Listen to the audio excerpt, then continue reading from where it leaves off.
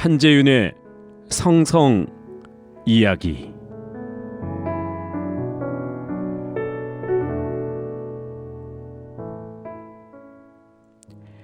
글을 쓸 때도 쉼표, 물음표, 따옴표, 마침표, 그리고 느낌표가 있는데요.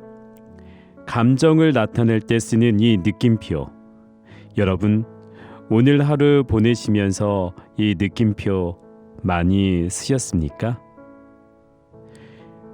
이런 분들 계시죠? 무엇을 봐도 그렇지 뭐, 그런 거 아니겠어? 어떻게 보면 달관의 경지라고 할까요? 그렇지만 좀 그 속에는 느낌이 없다는 건조한 표현이 아닐까 싶습니다. 또 아름다운 음악을 들었을 때, 모처럼 쌍무지개가 떴을 때 아무런 감흥이 없고 오히려 요즘같이 바쁜 생활에 여유롭게 말이야, 언제 음악을 듣고 하늘을 볼 시간이 있어? 정말 할 일 없는 사람이군, 이렇게 하실지도 모르죠.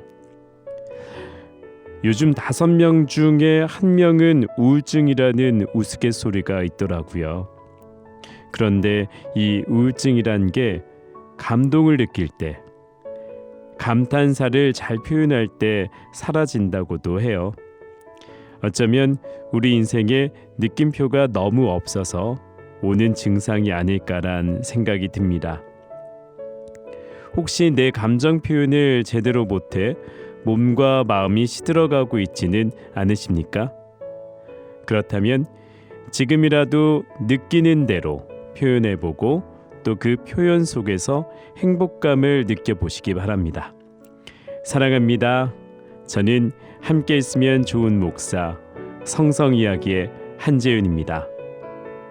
김윤진의 노래로 시작할까요? 아무것도 두려워 마라.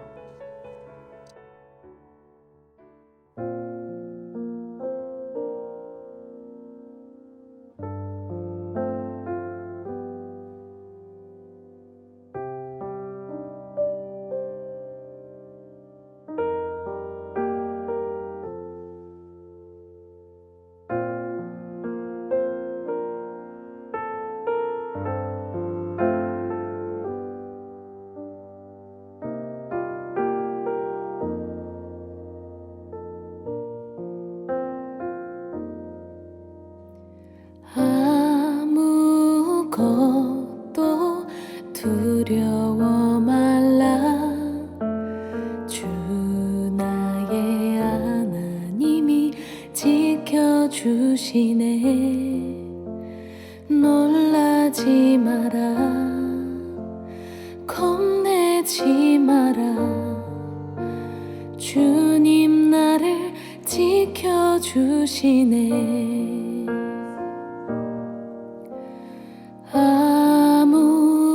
아무것도 두려워 말라. 주 나의 하나님이 지켜주시네. 놀라지 마라, 겁내지 마라. 주님 나를 지켜주시네.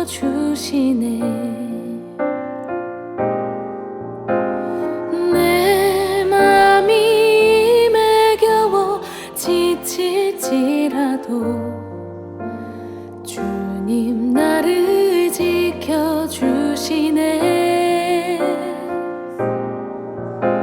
세상에 엄한 풍파 몰아칠 때도 주님 나를 지켜주시네.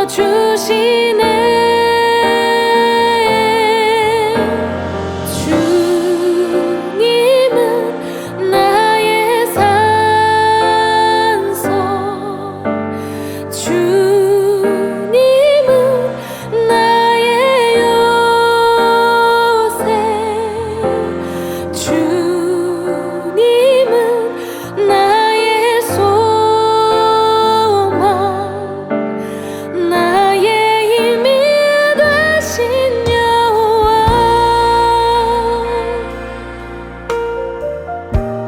아무것도 두려워 말라. 아무것도 두려워 말라. 주 나의 하나님이 지켜주시네. 놀라지 마라. 놀라지 마라. 겁내지 마라. 주님 나를 지켜주시네. 아무것도 두려워 말라. 아무것도 두려워 말라. 주 나의 하나님이 지켜주시네. 놀라지 마라. 겁내지 마라. 주님 나를 지켜주시네. 내 맘이 힘에 겨워 지칠지라도 주님 나를 지켜주시네. 세상의 엄한 풍파 몰아칠 때도 주님 나를 지켜주시네.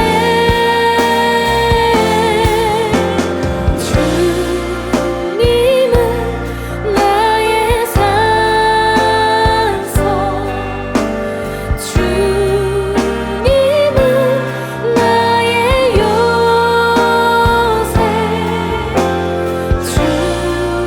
주님은 나의 소망. 나의 힘이 되신 여호와. 주님은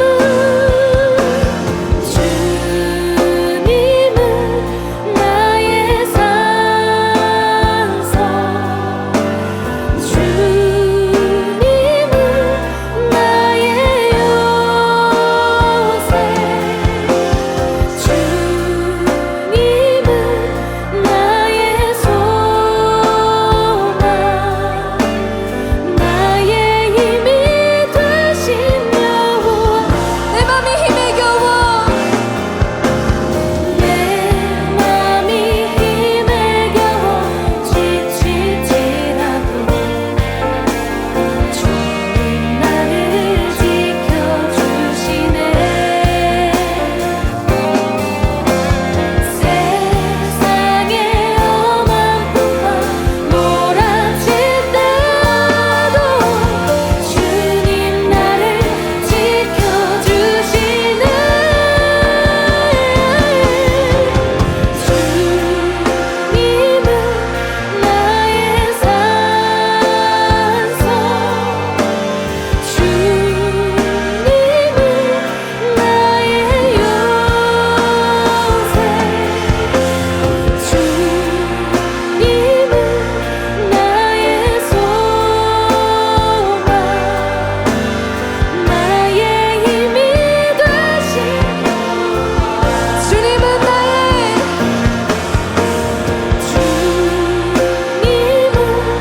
나의 산소.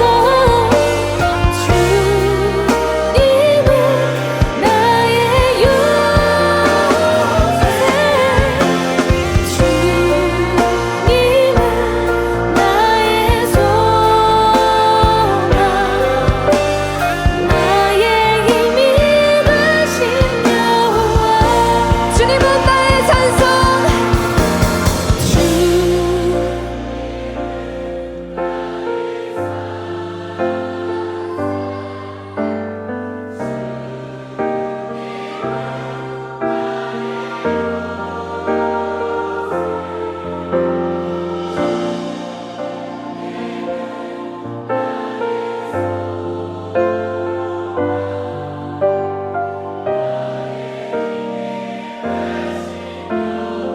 주님은 나의 산성 고백합시다. 아멘.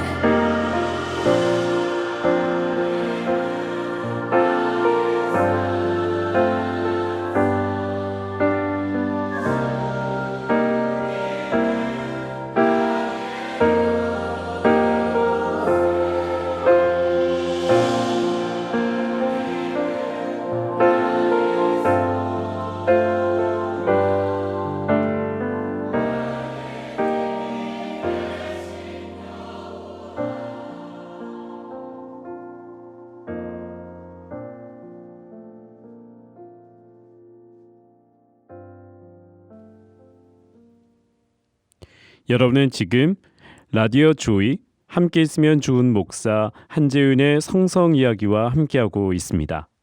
오늘은요, 전통적 성교육의 두 가지 관점과 성경적 성교육의 필요성이라는 주제로 여러분들과 잠시 이야기를 나눌까 합니다.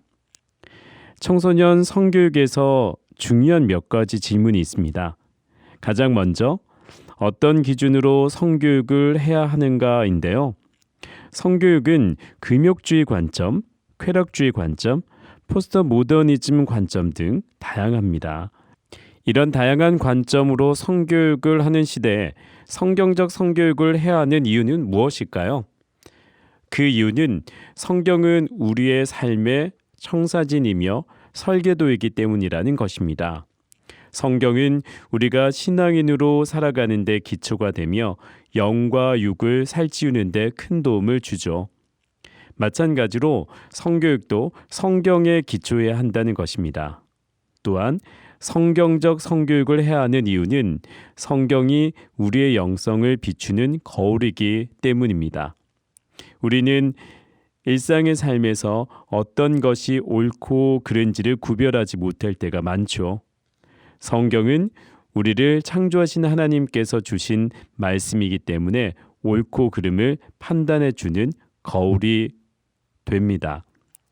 지금의 수많은 청소년 문제는 옳고 그른지를 명확하게 판단하지 못하는 것에서 발생하지 않나 싶어요.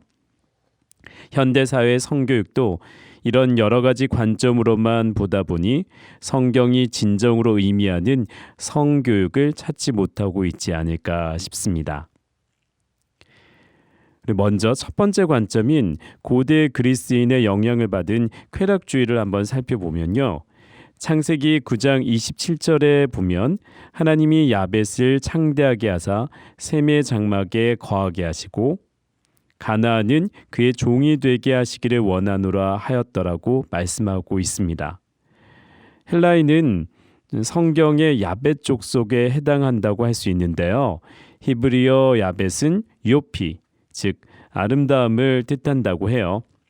고대 그리스의 문화는 얼마나 아름다웠는지 모릅니다. 고대 그리스 사상은 인간의 아름다움을 추구했죠.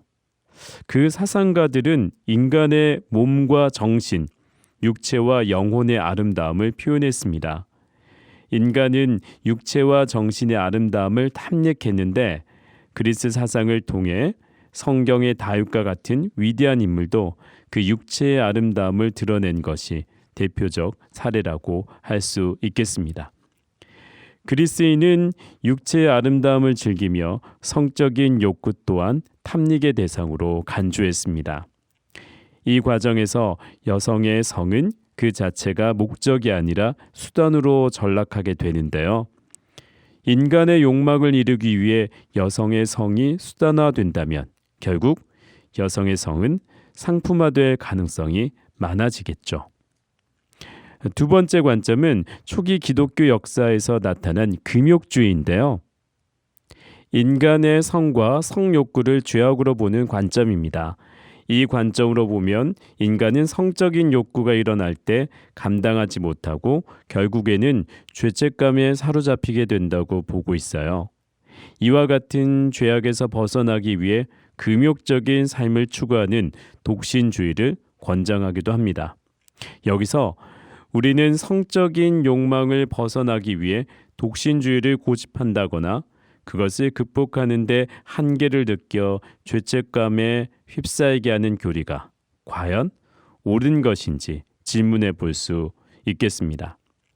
하나님께서 인간의 육체와 그 욕구를 만드신 것을 악한 것으로 보아야 할까요? 고대 그리스 로마 시대의 쾌락주의와 초기 기독교와 근대 사회 금욕주의처럼 선과 악 사이에 이런 이분법적인 사고가 인간을 옳지 않은 방향으로 이끌어 간다고 할 수 있습니다. 자, 그렇다면 최근 들어 공교육에 도입되고 있는 포스트 모더니즘의 성교육은 어떤지 잠시 보겠습니다. 고대 그리스의 쾌락주의를 닮아 있다고 할 수 있습니다. 다만 고대 그리스 사상이 부와 명예를 가지고 있는 상류층과 자유인의 것이었다면 현대의 성교육은 전 국민의 것이라고 말할 수 있습니다. 왜냐하면 자유주의적이고 개방적인 성교육이 한국 사회 초중등 교육에까지 확산되고 있기 때문입니다. 자, 우리 다음 시간에는 이 전통적인 두 가지 성교육의 관점과 이 성경적 성교육이 왜 필요한지 좀 더 자세히 알아봤으면 좋겠습니다.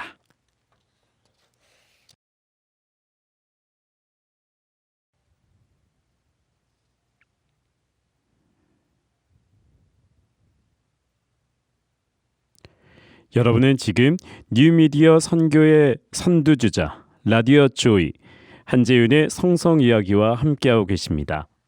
여러분, 혹시 멜로와 로맨스의 차이에 대해 궁금해하신 적 있으신가요?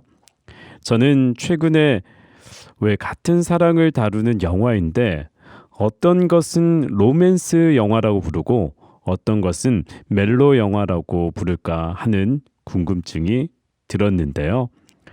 아무래도 멜로라고 하면 좀 더 진지하고 애틋한 느낌을 주고 로맨스는 가볍고 유쾌한 느낌을 주는 것 같기도 하거든요. 이렇게 생각하고 보니 사랑이란 참 깊고 넓은 감정을 아우르는 것 같다라는 생각이 듭니다. 희로애락이라는 사자성어가 있듯이 누군가를 사랑하는 과정도 매일매일 즐거움과 기쁨만 주는 것은 아니겠죠. 사랑에는 슬픔이나 이별, 화해와 연민 같은 단어들도 자주 따라붙으니까요. 네, 함께 있으면 좋은 목사 한재윤의 성성 이야기. 두 번째 코너에서는 여러분들과 함께 사랑하는 마음에 대해 묵상하는 시간을 갖고자 하는데요.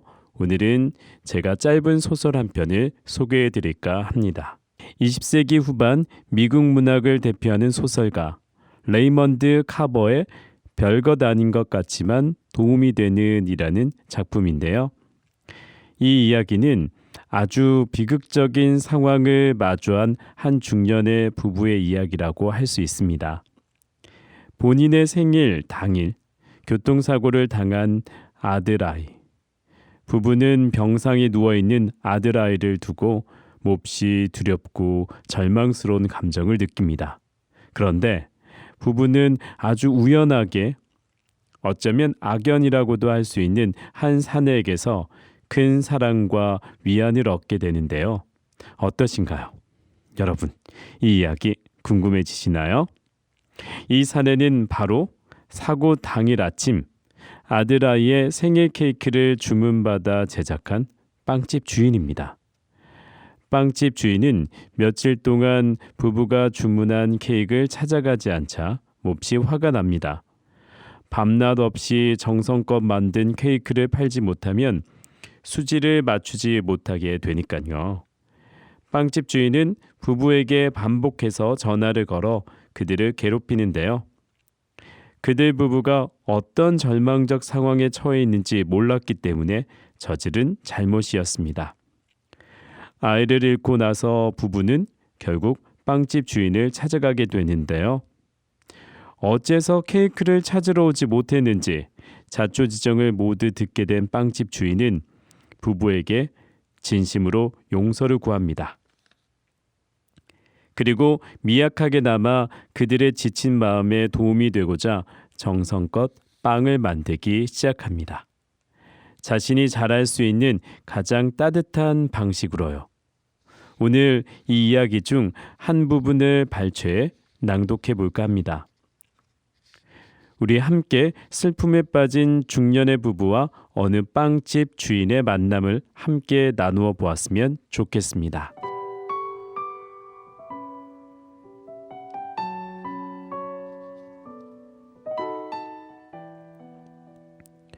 뭘 좀 드셔야겠습니다.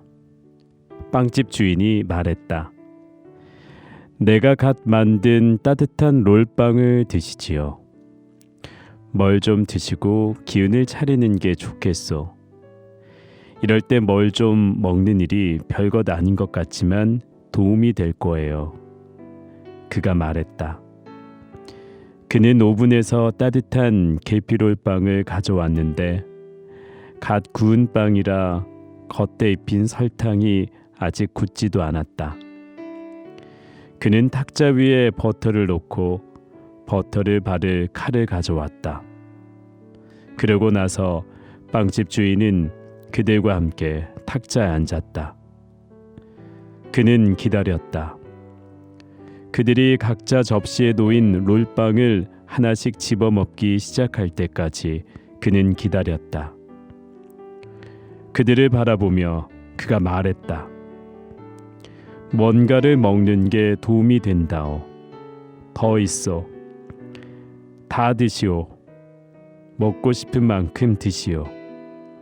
세상의 모든 롤빵이 다 여기에 있으니. 그들은 롤빵을 먹고 커피를 마셨다. 애는 갑자기 허기를 느꼈는데 그 롤빵은 따뜻하고 달콤했다. 그녀는 롤빵을 3개나 먹어 빵집 주인을 기쁘게 했다.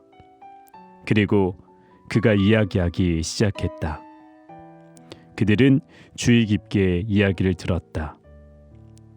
그들은 지치고 화가 나 있었지만 빵집 주인이 하고 싶어하는 말에 귀를 기울였다.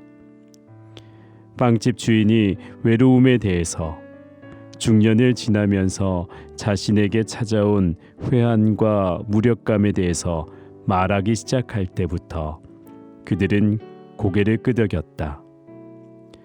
그는 그들에게 그런 시절을 아이 없이 보내는 일이 어떤 것인지 말했다. 그가 수없이 만들었던 파티를 위한 음식, 축하 케이크, 손가락이 푹 잠길 만큼의 설탕, 케이크에 세워두는 작은 신혼부부 인형들, 몇백, 아니 지금까지 몇천에 달할 것들, 생일들, 그 많은 촛불들이 타오르는 것을 상상해보라. 그는 반드시 필요한 일을 했다. 그는 빵집 주인이었다. 그는 자신이 꽃장수가 아니라 좋았다. 사람들이 먹을 것을 만드는 게 더 좋았다. 언제라도 빵 냄새는 꽃향기보다 더 좋았다.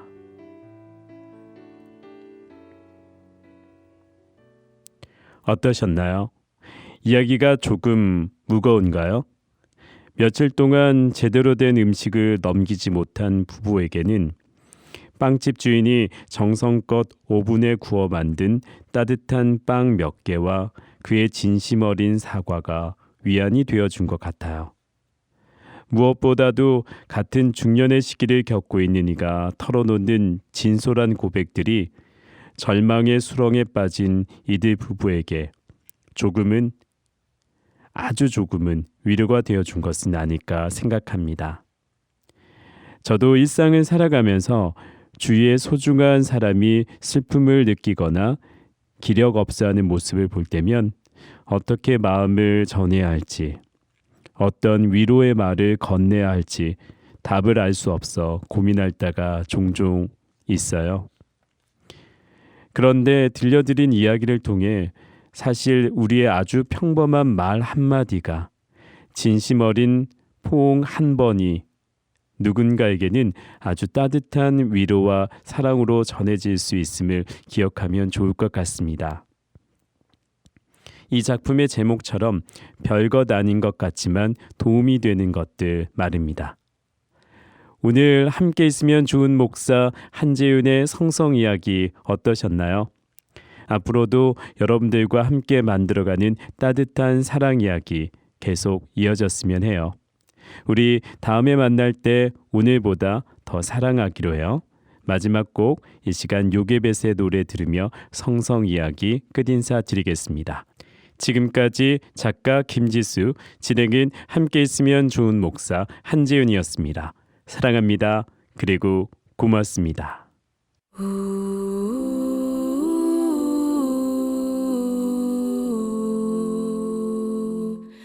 우